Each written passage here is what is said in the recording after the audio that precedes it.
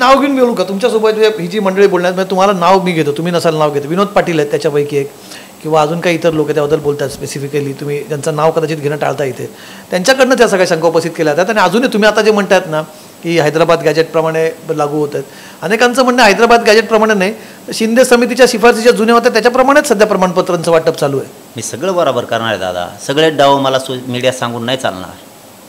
मराठवाड्यातले सगळे मराठी आरक्षणात घालणार. शिंदे समितीनं प्रमाणपत्र दिलेलं असू द्या, नोंदी शोधलेलं, किंवा हैदराबाद गॅजेटनुसार दिलेलं असू द्या, तुम्हाला मराठवाड्यातले मराठे मी आरक्षणात घातलेले दाखविणार. पश्चिम महाराष्ट्रातले हैदराबाद आणि सातारा संस्थांचा आणि बॉम्बे गव्हर्नमेंटमध्ये औंध संस्थांच्या गॅजेटरमध्ये पुरे एक बी लेकरू ठेवणार नाही, पुरे घातलेलं दाखवत टप्प्यात जावं लागणार आहे. मी नावं याच्यासाठी घेत नाही आहे, तुम्ही नावं घेतले ते, मी काय त्या परिषदेबद्दल बोलत नाही, कोण कोण बोलले त्याच्याबद्दल बोलत नाही आहे. मी सांगताना फक्त एवढं सांगतोय की शेवटी तुम्ही आमचे आहेत. लोक ही दातं काढतात हो, तुमच्या आमच्या दुरावा झाल्या दिसला ना, लोक असं म्हणतात मागं हिले खेकडेवने आवला दे, ही एकामेकाला नाही पुढं जाऊन देत, असे टांगड्या उडी ती. म्हणून मी नावं घेत नाही आहे. आपण तुम्ही शेवटी समाजासाठी लढलेला आहेत, लक्षात ठेवा. एक ना एक दिवस तुम्ही अभ्यास केला आहे, बुद्धिजीवी आहेत तुम्ही, सगळ्यांनाच म्हणतोय महाराष्ट्रातल्या, एकाबद्दल किंवा परिषद किंवा अमुक तमुकसाठी नाही म्हणत. तुम्ही तुमची बुद्धिजीवी, तुमचा विचार समाजाच्या कामाला यायला पाहिजे.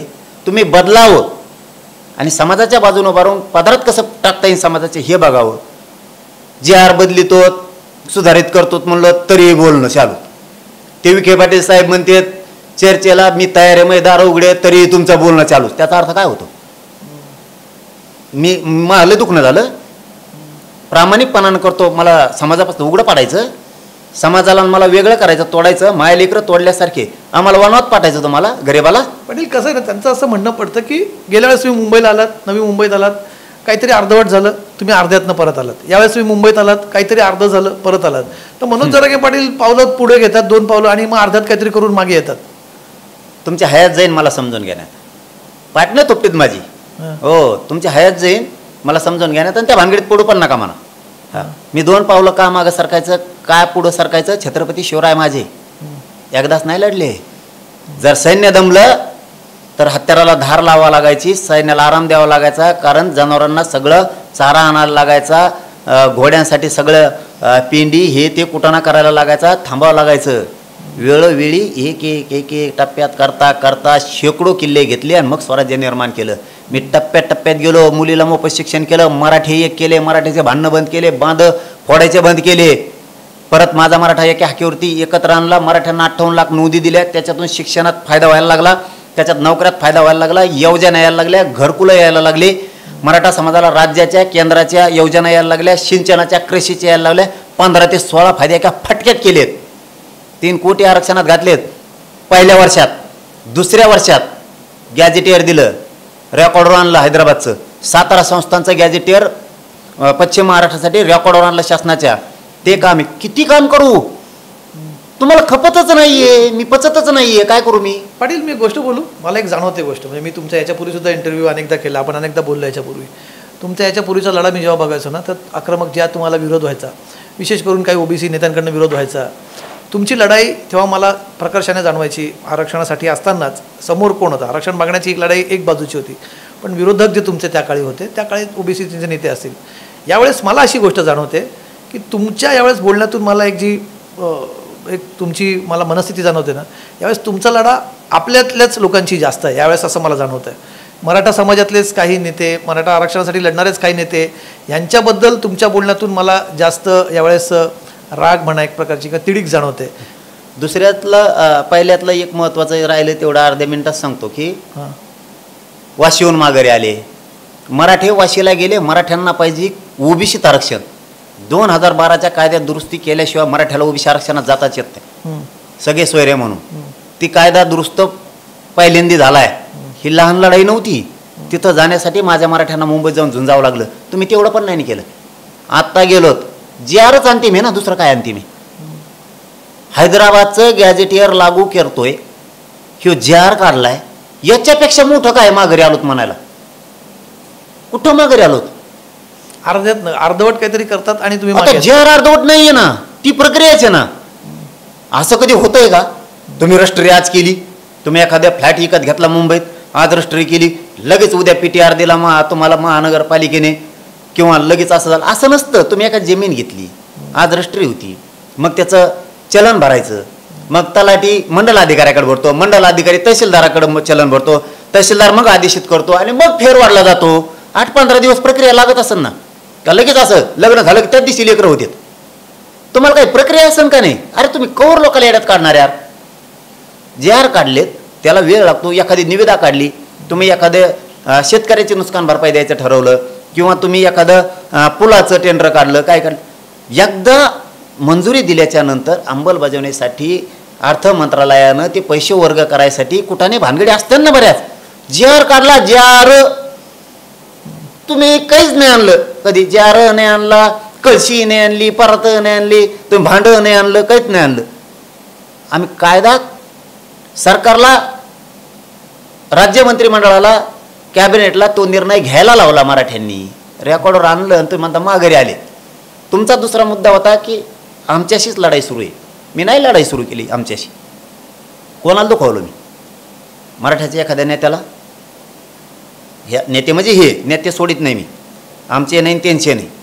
कोणत्या अभ्यासकाला आधी दुखवलं कोणत्या एखाद्या काय म्हणतो तज्ज्ञाला बुद्धिजीवी माणसाला दुखवलं. तुम्ही नंतर बोलत राहा मागून आम्हाला. तुम्हाला प्रत्येक वेळेस मी चॅनलवर हात जोडून हाक मारलेली की बाबांनो होऊन गेल्यावर मजा नाही. तुम्ही या सगळ्या संघटना या समन्वयक या अभ्यासक तुम्ही येत नाहीत. मी काय करू मी काय करू. आम्ही नाही खपत ना गरीब. आम्ही चिखलात किचडत वाढलेले लेकरं इथं. आमच्या बापाचे कपडे माझ्या मराठीच्या बापाचे आईचे कपडे फाटलेले. तुम्ही आता मोठ्या घराने राहिलेले आहे. आम्ही गरिबाचे लेकरं इमानदारीनं करतो एखाद्या दिवस नाही जमत असंही असू शकतं. एवढं का पोट दुखावं माझ्याबद्दल. एवढं काय दुख नाही माझं. एवढं कोणचं वाईट केलं.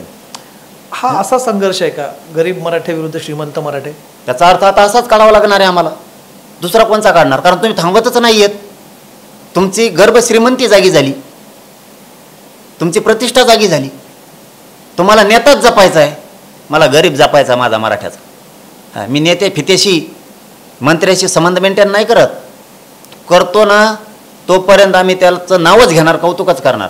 पण धोका दिला की त्याच्या मागच लागणार. इमानदारीनं करतो. 1-1 रुपयाला ना आठवण्याला मोठाले साहेब आम्ही गरीबाचे लेकर आहेत शेतकऱ्याचे पोर आहेत. माझा 6-7 करोड मराठा कंबरड मोडेत आमच्या आईबापाचे कष्ट करू स्वप्न बघताय ना माझं लेकरू अधिकारी व्हावं माई पोरी अधिकारी होईल म्हणून झुजतोय. एखादी अगदी गोष्ट चुकली मी म्हणत नाही चुकत नाही चुकली दुरुस्त करायचं बुद्धिजीवींचं काम नाही. टीका करणं बुद्धिजीवीचं काम असतं. अभ्यासकांचं ते काम असतं. नाव ठेवतात आपल्याला आपल्या अंगावर गेल्यामुळं म्हणून मी नावं घेत नाही की नको शेवटी संपला तरी आपलाच संपल. तुम्ही समोरून गरीबाचा विचार करा रे. तर हा फक्त मग गरीब मराठी श्रीमंत मराठी असाच मुद्दा नाही. काही नेते आहेत मराठा समाजाचे किंवा काही पुढारी आहेत जे म्हणतात की आम्ही नाही होत कुणबी. मराठा वेगळा आहे ते स्वतःच म्हणतात. आम्हाला नाही कुणबी म्हणून घ्यायचं स्वतःला. नाही म्हणायचं मला नाही म्हणायचं काही त्यांना जाऊ द्या. नाही तर त्यांचे नाते काय आहेत माहिती आहे आम्हाला चांगलं. हो ती वेळ नका येऊन देऊ म्हणा. एका दिवशी पुरावेशीच दाखील मग लचीर फाड होईल. हां राज्यात तोंड दाखायच्या लायकीचे नाही राहायचे. मग जे स्वतःला 96-92 व्हा म्हणतात ना अरे आम्ही 96 आहेत ना. तुमचे नाते कोणा सांगत आम्हाला चांगला माहिती आहे. कुणबी संघ आहेत का नाहीत कसे आहेत. नका वरगाडा करायला लो. आपलं आमदारकी मंत्र्यापुरतं तेवढंच बोलावं पोटापुरतं मिळन तेवढंच. लय खोलात घुसून आहे. सगळ्याजवळ सगळ्यांचे पुरावे असतात. हां मी बी एवढं साधा सोपा नाही एवढी मोठी लढाई लढतोय म्हणजे. आम्हाला सुद्धा तुमच्या इतकाच खोल हात घालता येतो. फक्त आम्ही एक विचार करतो चालताना तुम्ही जसं मगाशी म्हणले की काही वेळेस मागं पुढं सरकारतात. मला काही वेळेस शांत राहून गेम करावे लागतात. 4 पावलं मागं सरकायचं 4 पुढं सरकायचं समाजाच्या पदारात द्यायचं. मी हट्टी बनून माझ्या स्वार्थापायी किंवा माझ्या हेकेकोरपणामुळे माझा समाजाचा बळी जाता कामा नये ह्यो मी वारंवार विचार करतो. एक पोरग एक समाज अडचणीत येऊ नये. खरं सांगतो सर खेड्यापाड्यात लय अवघड आहे. आम्हाला लय कष्ट करावं लागतात ना. साप बघायला बघत नाही इच्चू बघता येत नाही. पाऊस वारा इतकाल्या पाण्यात चिखलात हिंडावं लागतं. वड्यात नदीत जनावरं सांभाळायचे ते शेतीत काम करायचं पावसात पीक काढायचं. हे आले त्यांनी इतके कष्ट करून शेती उत्पन्न देत नाही. दिलं तर भाव येत नाही. मग पोरग एखादा अर्धा घरातलं नोकरीला असलं पोरगी असली तर आपला इकडचा खड्डा भरून निघन शेतीतला तोटा झालेल्याचा. म्हणून हे गरज आहे. हे ते नाही सोचित काही झालं ते उलटच झालं बा. अरे तो सुईचं नाही केलं, उलटं नाही केलं. नाही नाही, हे सरसकट होतच नाही. अरे तो सरसकट नाही दिलं, तो थोडं थोडं नाही दिलं, उली उली नाही दिलं. आम्ही कसं व्हायला दिलं ना, पुढेही देईल ना, जिवंत आहे तोवर. होत नाही मराठी एक बी मी. तुम्ही काहीच करा ना, दुसऱ्याला पण करू द्या ना. मग याने काय होतंय, त्यालाही लवकर नीट होते. कारण मी बी वेगळ्या मुशीतला आहे, एवढा बी कच्चा नाही. पण आपले आणि आपल्याचे एकदा मन दुखले आणि ते जर दुरावा झाला तर आपलाच माणूस खाली जाईल. म्हणून बोलत नाहीत. त्यांनी बदलावं एवढीच अपेक्षा मी त्याच्या माध्यमातून करतो. तुम्ही बदलावं. तुम्ही आमच्या समाजातले बुद्धिजीवी आहेत, अभ्यासक आहेत, तुम्ही सभ्य माणसं आहेत. तुम्ही गोरगरीब समाज कसा उंचीवर जाईल, चुकलं असलं तर कसं दुरुस्त करायचं, कसा सुधारित काढायचा, कोणत्या पावलाने जायचं, कोणत्या पाऊलवाटा आहेत, कोणचा चांगला रस्ता आहे, हे खास खडगे सांगावेत. समाजाच्या बाजूने आपुलकीनं उभा राहावं. असं डांगेनवाडा करून ये शितो भरवून काय, त्याला म्हणते जाणून बुजून करणे.